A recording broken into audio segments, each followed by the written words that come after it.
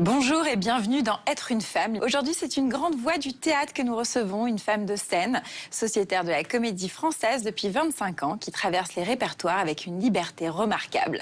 Julie Sicard, bonjour. Bonjour. Merci d'être avec nous aujourd'hui. Mais merci à vous. Vous avez été formée au conservatoire par Jacques Lassalle et Catherine Yegel.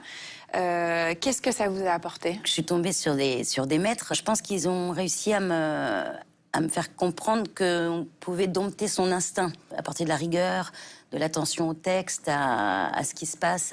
Enfin voilà. Vous avez eu un parcours sans faute, si on peut dire. Vous êtes rentrée très jeune à la Comédie Française. Est-ce que c'était un rêve initial ou pas forcément? C'était pas mon projet initial et en plus j'étais dans une génération où on s'intéressait beaucoup aussi au théâtre contemporain, aux formes nouvelles, etc.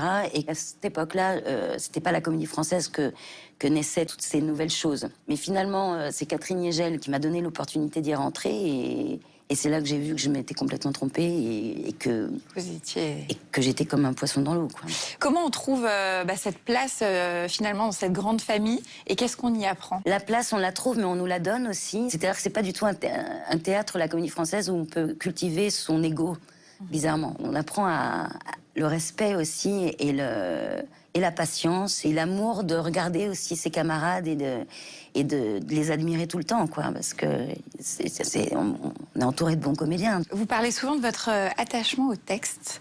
Qu'est-ce qui vous lie à la langue? Il y a notre instinct, il y a notre nature, il y a la personne qu'on est qui va rencontrer un personnage, mais en fait, le personnage est écrit bien avant nous et il y a ce chemin à faire vers lui et c'est par le texte. Et c'est toujours intéressant de découvrir un texte, mais aussi de découvrir comment un metteur en scène le lit de son côté pour qu'on fasse projet ensemble. La lecture, la lumière qui mettra dessus sera complètement différente. Vous avez des coups de cœur, j'imagine? J'ai des coups de cœur, mais... Molière, Coltès? Molière, forcément, parce que je l'ai beaucoup joué et que je l'aime. Coltès, j'en ai très peu joué, et puis on ne le joue plus beaucoup, étrangement. J'ai un grand coup de cœur sur Lagarce. Mais j'ai l'impression que j'ai des coups de cœur à chaque fois, parce que là, par exemple, je viens de finir de jouer Macbeth. J'ai été plongée dans Shakespeare, forcément, là, je suis avec cet amour-là, mais... C'est à chaque fois une nouvelle rencontre. Ouais, là, je joue Tchekhov, je trouve que c'est miraculeux de jouer ça. Donc, j'en ai trop des coups de cœur. Le théâtre, c'est un lieu de transmission, de réflexion.